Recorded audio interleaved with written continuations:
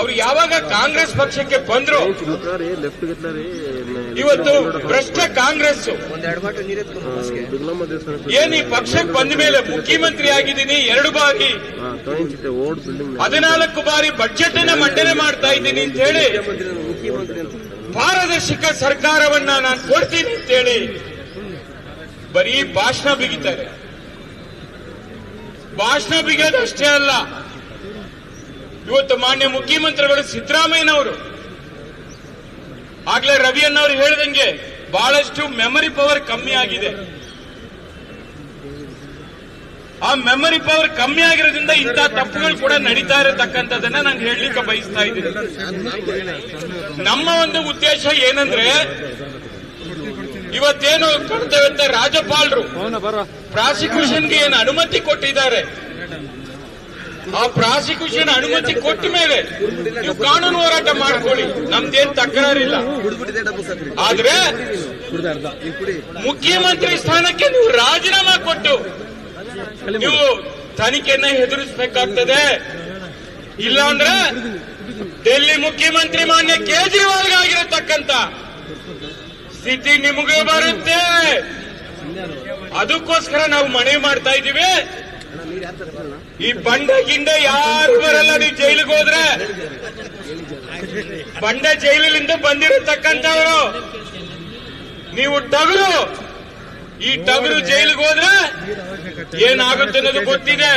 ನೀವು ಕಾನೂನು ಪರಿಣಿತರಿದ್ದೀರಿ, ವಕೀಲರಿದ್ದೀರಿ, ಎಲ್ಲ ಕಾನೂನನ್ನ ಅರ್ಧ ಕುಡ್ದಿದ್ದೀನಿ ಅಂತ ಹೇಳ್ತೀರಿ. ನೀವೇ ಹೇಳಿದಿರಲ್ಲ ಸ್ವಾಮಿ, ಅದೇನೋ ತಪ್ಪಾಗಿದ್ರೆ 14 ಸೈಟನ್ನು ವಾಪಸ್ ಕೊಟ್ಬಿಡ್ತೀನಿ. ವಾಪಸ್ ಹಾಕ್ರಿ ಕೊಡ್ತೀರಾ ಮುಖ್ಯಮಂತ್ರಿಗಳೇ? ನೀವು ತಪ್ಪು ಮಾಡಿಲ್ಲ ಅಂದ್ಮೇಲೆ ಯಾಕೆ ವಾಪಸ್ ಕೊಡ್ತೀರಾ? ನಿಮಗೆ ಆತ್ಮಸಾಕ್ಷಿ ಇದ್ರೆ ತಕ್ಷಣ ರಾಜೀನಾಮೆ ಕೊಡಬೇಕು. 136 ಜನ ಶಾಸಕರು ಸಂವಿಧಾನದಲ್ಲಿ ಹಕ್ಕು ಕೊಟ್ಟಿದ್ದಾರೆ, ನಾವು ಇಲ್ಲ ಅಂತ ಹೇಳಲ್ಲ. ಶಾಸಕರು ಕಾಂಗ್ರೆಸ್ ಸರ್ಕಾರವನ್ನು ತಂದಿರತಕ್ಕಂಥದ್ದು ನಿಮ್ಮನ್ನ ಭ್ರಷ್ಟಾಚಾರ ಮಾಡಿ ಅಂತಲ್ಲ, ಈ ರಾಜ್ಯದ 6.5 ಕೋಟಿ ಕನ್ನಡಿಗರ ಸಂಪತ್ತನ್ನ ಲೂಟಿ ಮಾಡಿ ಅಂತಲ್ಲ, ದಲಿತರ ಹಣವನ್ನ ನುಂಗಿ ಅಂತಲ್ಲ, ಅಭಿವೃದ್ಧಿ ಕೆಲಸ ಮಾಡಿ ಈ ರಾಜ್ಯದ ಜನರ ಹಿತವನ್ನ ಕಾಪಾಡಿ ಅಂತೇಳಿ. ಅದರಿಂದ ಇನ್ನ ಒಂದು ಕ್ಷಣ ಕೂಡ ಆ ಮುಖ್ಯಮಂತ್ರಿ ಕುರ್ಚಿಯಲ್ಲಿ ಕೂರ್ಲಿಕ್ಕೆ ನಿಮ್ಗೆ ಯಾವ ನೈತಿಕತೆ ಇಲ್ಲ.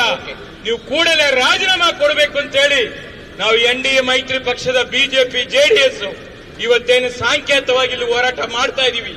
ಮುಂದಿನ ದಿನಗಳಲ್ಲಿ ಉಗ್ರ ಹೋರಾಟ ರಾಜ್ಯದ ಮಟ್ಟದಲ್ಲಿ ಮಾಡಬೇಕಾಗುತ್ತೆ ಅಂತೇಳಿ ಮತ್ತೊಮ್ಮೆ ನಾವು ಡೆಲ್ಲಿಗೂ ಕೂಡ ಬರ್ತೀವಿ. ರಾಷ್ಟ್ರ ಮಟ್ಟದಲ್ಲಿ ನಿಮ್ಮ ವಿರುದ್ಧವಾಗಿ ನಿಮ್ಮ ವರಿಷ್ಠರು ಯಾಕೆ ನಿಮ್ ಜೊತೆಲಿದ್ದಾರೆ ನನಗೆ ಗೊತ್ತಾಗಿಲ್ಲ.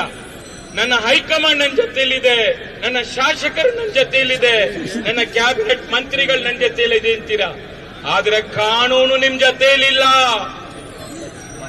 ಸಂವಿಧಾನ ನಿಮ್ ಜೊತೆಯಲ್ಲಿಲ್ಲ, ನ್ಯಾಯಾಂಗ ನಿಮ್ ಜೊತೆಯಲ್ಲಿಲ್ಲ. ಇದನ್ನ ತಿಳ್ಕೋಬೇಕು ಅಂತೇಳಿ ನಿಮ್ ಜೊತೆಯಲ್ಲಿರೋದ್ರೆ ನಿಮ್ಗೆ ಬೆನ್ನಿಗೆ ಚೂರಿ ಹಾಕಿ ಮತ್ತೊಮ್ಮೆ ನೀವು ಜೈಲಿಗೆ ಹೋಗುವಂತ ಕಾಲ ಹತ್ತಿರದಲ್ಲಿ ಬಂದಿದೆ ಅಂತ ಹೇಳಿ ಮತ್ತೊಮ್ಮೆ ತಮಗೆ ನಾನು ಎಚ್ಚರಿಕೆಯನ್ನು ಕೊಡಲಿಕ್ಕೆ ಬಯಸ್ತಾ ಇದ್ದೀನಿ ಮಾನ್ಯ ಮುಖ್ಯಮಂತ್ರಿಗಳು.